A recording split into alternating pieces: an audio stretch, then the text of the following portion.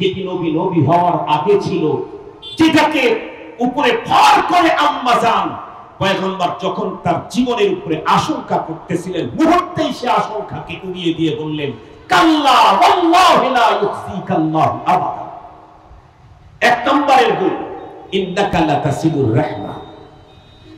আপনি আত্মীয়তার সম্পর্ককে শুধু লাগান, জোড়ান, কখনো তোড়েন তো নাই। কেউ তুলতে চাইলে আপনি তুলতে দেন না।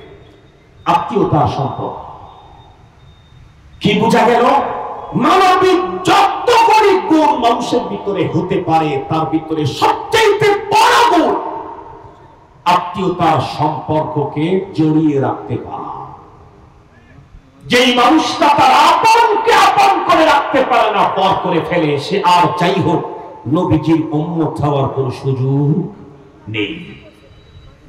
আমি আপনাদেরকে জিজ্ঞেস করতে চাই, রাসূলুল্লাহ সাল্লাল্লাহু আলাইহি ওয়াসাল্লাম আমাদেরকে আত্মীয়তার সম্পর্কে কি বলেছেন? নবীজি বলেছেন, সিলমান কাতাক ওয়াফু আম্মান যালামাক। নবীজি বলেন, এটা আমি নবী তোমাদের উপরে অর্ডার করছি। সিলমান কাতাক, যে তোমার সাথে আত্মীয়তা ছিন্ন করতে চায়, আমার অর্ডার তুমি তার সাথে জোড়াও। এটা নবীজি অর্ডার করেছেন আমাকে। আমাদের দেশের ভালো মানুষকে, ভালো মানুষ হলো এ ভাই এই ভাইকে দেখে, এই ভাই ওই ভাইকে দেখে, তিনি খুব ভালো মানুষ। পৃথিবীতে রক্তের সম্পর্কের যারা আছে তার ভিতরে এক নাম্বার হলো আমার মা। কেন? তার শরীরের রক্ত দিয়েই আমার শরীর। আমি যখন থেকে মায়ের পেটে ঢুকছি তখন থেকে মায়ের প্রতি মাসে নির্ধারিত পথ দিয়ে ব্লিডিং বন্ধ করা হয়েছে। কেন? এই ব্লাড দিয়ে মার কলিজার টুকরা সন্তান তৈরি করা হচ্ছে। সুবহানাল্লাহ বললেন না? যে আমি যখন মায়ের পেটে ঢুকেছি তখন থেকে মায়ের ব্লিডিং, নিয়মিত ব্লিডিং বন্ধ। কেন? ওই রক্ত এখন ফেলে দেওয়া হবে না, ওই রক্ত দিয়ে মায়ের কলিজার টুকরা সন্তান তৈরির কাজ চলতেছে। সুবহানাল্লাহ বললেন না? মুসলমান ভাইরা আমার ভালো করে বুঝবেন, এই পৃথিবীর ভিতরে রক্তের সম্পর্ক যাদের সাথে আছে, এক নম্বরের মা, দ্বিতীয় নম্বরের বাবা। এক নম্বরে যদি বাবা রাখেন অসুবিধা নেই, কিন্তু তারপরে তিনবার বন্ধুরা আমার মা মা মা বলতে হবে। এরপরে বন্ধুরা আমার ব্লাড কানেকশনের ভিতরে বোন, ভাই বোন। এরপরে ব্লাড কানেক্টেড যারা আছে তাদের ভিতরে চাচা মামা আরো অনেকে আছে। সত্যিকার কথা বলুন তো দেখি, বর্তমান এই যুগে মুসলমান আমরা যারা, তারা বন্ধুরা আমার আত্মীয়তার সম্পর্কটাকে কতটুকু জোড়ায় রাখতেছি? ভাই বোন তো দূরের কথা, বাংলাদেশে এমন হাজার হাজার মা আছে যেই মা আর বাবা একটু বন্ধুরা আমার সন্ন্যাসীরা বয়স হওয়ার পরে 24 ঘন্টাই টেনশনের মধ্যে থাকে, না জানি কখন আমাকে আমার সন্তান আর পুত্রবধূ ঘর থেকে বের করে দেয়। এখন এত এত বড় শিক্ষিত, ডিগ্রির কোনো ইয়াত্তা নাই বন্ধুরা আমার, ডিগ্রির কোনো অন্ত নাই, শেষ নাই। কিন্তু ডিগ্রিধারী সন্তানদের জ্বালায় এখন তাদের বাবা মা 24 ঘন্টাই টেনশনে থাকে, না জানি কখন আমাদেরকে আমাদের সন্তান নিজের বাড়ি থেকে বের করে দেয়। বর্তমান সময়ে আত্মীয়তার সম্পর্ক রক্ষা করবে তো দূরের কথা, নিজের পিতা মাতাকে পর্যন্ত ভালোবাসা দেওয়ার মতো বন্ধুরা আমার মানুষের সংখ্যা কম না বেশি? আর একটু জোরে বলেন। শুধু কি তাই? আমি আমার নিজের জীবনে এমন বহুবার দেখেছি, খুব ভালো করে মনে রাখবেন। অনেক বাসাতেই কিন্তু এমন হয়, আল্লাহ পাক রব্বুল আলামিন ওই ফ্যামিলিতে শুধুই মেয়ে দান করতেছিলেন, একটা দুইটা তিনটা চারটা। এই তো কয়েকদিন আগে আমি বগুড়ার এক জায়গাতে ওয়াজ করতে গেলাম, আমার বোনের অনেক পরের ফারেক রাহমানিয়ার সে হুজুর এসে আমাকে বলতেছে, হুজুর দোয়া করবেন, আল্লাহ মেহেরবানিতে 4টা মেয়ে পর্যন্ত বিয়ে দিয়েছি। জিজ্ঞাসা করলাম আর কয়টা আছে? বলে হুজুর আর 6টা, তিলকা আশরাতুল কামিলা, আর 6টা আছে। 6টা 6টা কয়টা হয়? 10টা। আমি বললাম তারপর?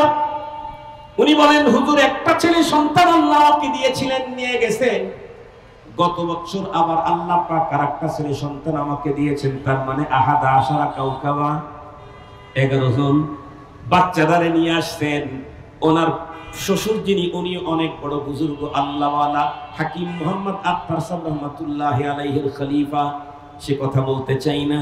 আমি বলতেছিলাম অনেক ফ্যামিলিতে কিন্তু এমন হয়, 3টা 4টা 5টা বন্ধুরা আমার মেয়ে আগে হয়েছে, সবাই মিলে দোয়া করে আল্লাহ, বাবা দোয়া করে আল্লাহ একটা ছেলে দাও, মা দোয়া করে আল্লাহ একটা ছেলে দাও, দাদা দাদি নানা নানি প্রতিবেশী সবাই দোয়া করে। এমনকি ওই মায়ের ঘরে যে মেয়েগুলি জন্ম নিছে ওরা আরো বেশি দোয়া করে, আল্লাহ আমগো বা ঘরের ভিতরে আমাদেরকে একটা ভাই দাও, একটা ভাই দাও। শেষ পর্যন্ত 6 নাম্বার 9 নাম্বারে একটা ভাই জন্মগ্রহণ করলো। এমন অনেক সময় হয় মা ওই সন্তান জন্ম দেওয়ার পরে ছোট্টকালেই মা অসুস্থ হয়ে গেল, হাসপাতালে 1 মাস পর্যন্ত মা চিকিৎসা নিচ্ছে। এত ছোট ছেলে বন্ধুরা আমার, ওকে প্রতিদিন পান বন্ধুরা আমার দুধ পান করাইতে হয়, জিম্মাদারি কে পালন করে? খালা বেশি না বোন বেশি? কথা বলেন না কেন? খালা তো আর এক বাসায় থাকে, বোনই তো বন্ধুরা আমার ওর বাসায় থাকে। বড় বোন ছোট্ট ভাইকে এত মোহাব্বত করে আমি আমার নিজের চোখে দেখেছি। কোলে বন্ধুরা আমার নিতে নিতে এই জায়গার চামড়া পর্যন্ত পুর হয়ে যায়, মোটা হয়ে যায়, আমি নিজের চোখে ছোটবেলায় দেখেছি। মা 1 মাস পর্যন্ত হাসপাতালে ছিল, রাত্রের খাবার তার পেশাব পায়খানা সবগুলি কমপ্লিট করলো বোন। অথচ সেই বোনের সাথে বর্তমান ভাইদের সম্পর্কটা কেমন খুব ভালো করে মনে রাখবেন। বাবা পৃথিবী থেকে বিদায় নিয়েছে, শরীয়ত বলে দিয়েছে, কোরআন বন্টন করে দিয়েছে, বিদ্যাকারী মিসলু হাদ্দিল উনসায়াইন। বন্ধুরা আমার, 2 বোন যতটুক পাবে, একজন ভাই ততটুক পাবে। বাবার স্থাবর অস্থাবর দেশে বিদেশে নগদ এবং যেখানে যত জায়গায় ভাইয়ের মালিকানা তত জায়গায় বোনের মালিকানা। কিন্তু আমাদের দেশের জালেম গার্ডিয়ান, আমাদের দেশের জালেম মাতব্বরেরা, আমাদের দেশের জালেম ছোটখাটো নেতাগুলি যখন বিচার করতে যায়, বন্দা যখন সম্পদের জন্য আসে, আমাদের দেশের অধিকাংশ জালেম বিচারকেরা বলে কি, বোনেরা তো বাড়ির অংশ পায় না। এই ফতুয়া আপনাদের খুলনায় চলে না? চলে না? এই বন্টন চলে না? চলে না? বোন যেহেতু ছোটবেলায় মায়ের অনুপস্থিতিতে, মায়ের হাসপাতালে থাকাকালীন মায়ের ভূমিকা পালন করে ছোট্ট ভাইকে লালন করেছিল, ওই কারণে ভাইয়ের অন্তরে বোনের প্রেম না থাকলেও বোনের অন্তরে ভাইয়ের জন্য মায়ার কোনো অভাব নাই। 2 মাস 6 মাস পরে এক সময় ফোন যখন দেয়, ভাই ফোন রিসিভ করে না। 1 মাস 1.5 মাস পরে ভাইকে দেখতে মনে চায়। 7 বোনের পরে ছোট্ট ভাই কত আদর করে লালন করছে, দেখি ভাইটা আমার কেমন আছে। বাসায় যখন আসে, খোঁজ পাইলে ভাই তখন অন্য কাজের ভান ধরে বাসা থেকে বেরিয়ে গেল। বাসার ভিতরে ঢুকতে চাইলে বন্ধুরা আমার ভাইয়ের স্ত্রী তাকে ঢুকতে দেয় না। যদি ভিতরে ঢোকে কোন রকম করে বন্ধুরা আমার পচা বাসি খাবারগুলা তারে দিয়ে দিল। কিন্তু বন্ধু তার একজন তৈরি হয়েছে, ব্যবসা করতে গিয়ে, কলেজ লাইফে গিয়ে, রাজনীতি করতে গিয়ে বন্ধু তৈরি হয়েছে। বন্ধু যদি কোনোদিন ফোন দেয়, বলে দোস্ত আমি তোমার বাসায় আসবো, স্ত্রীকে ডেকে বলে, স্ত্রী রে আমি তো কাজে চলে আসছি সাতক্ষীরাতে, আমার বন্ধু নাকি আসবে, খুব দ্রুত তুমি সুন্দর করে 10 আইটেমের খাবার তৈরি করো। শুনছি ওর ওয়াইফকে নিয়ে আসবে, ছোট্ট একটা বাবু ওর তৈরি আল্লাহ পাক দান করছে, তাকে নিয়ে আসবে, ওদের জন্য সুন্দর মার্কেটিং করো। আমি ওই ভাইকে জিজ্ঞাসা করতে চাই, ওরে গাদ্দার জালেম, তুমি যেই বন্ধুর জন্য 20 আইটেমের খাবার তৈরি করার অর্ডার করলা, বন্ধুর বয়ের জন্য 50,000 টাকা দিয়ে শাড়ি খরিদ করে দিলাম, তার মেয়েটার জন্য 30,000 দিয়ে বেবি সেট তুমি নিয়ে আসলা, অথবা আংটি তুমি দান করলা।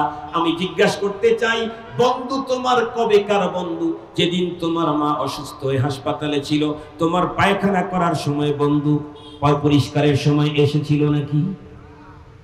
তুমি যখন কান্না করা ছাড়া খাবার চাইতে পারতে না, তখন যেই বোন তোমাকে খাবার দিত, সেই সময়কার তোমার এই বন্ধু নাকি?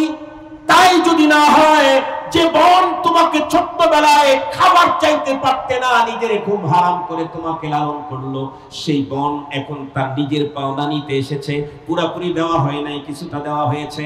এরপরেও আবার সেই বোন বাসায় আসার পরে তুমি বাড়ির থেকে চলে গেলা, তার মানে তোমাকে আর যাই বলা যাক বন্ধুরা আমার, মানুষ বলার কোনো সুযোগ নাই, মানুষই বলা যায়।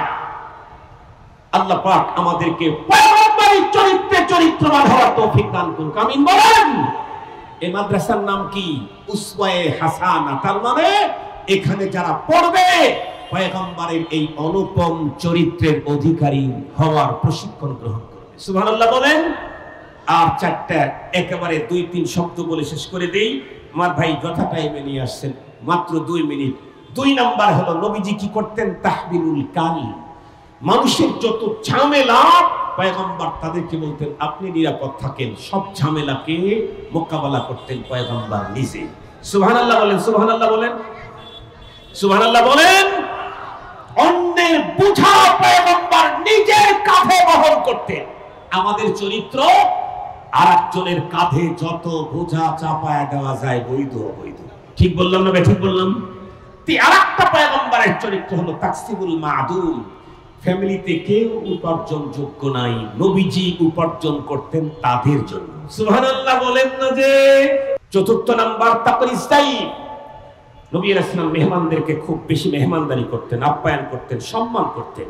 পয়গম্বরের চতুর্থ 5ম নাম্বার চরিত্র নবীজি হকদারের হক তার কাছে পৌঁছিয়ে দেওয়া পয়গম্বরের নেশা পেশা।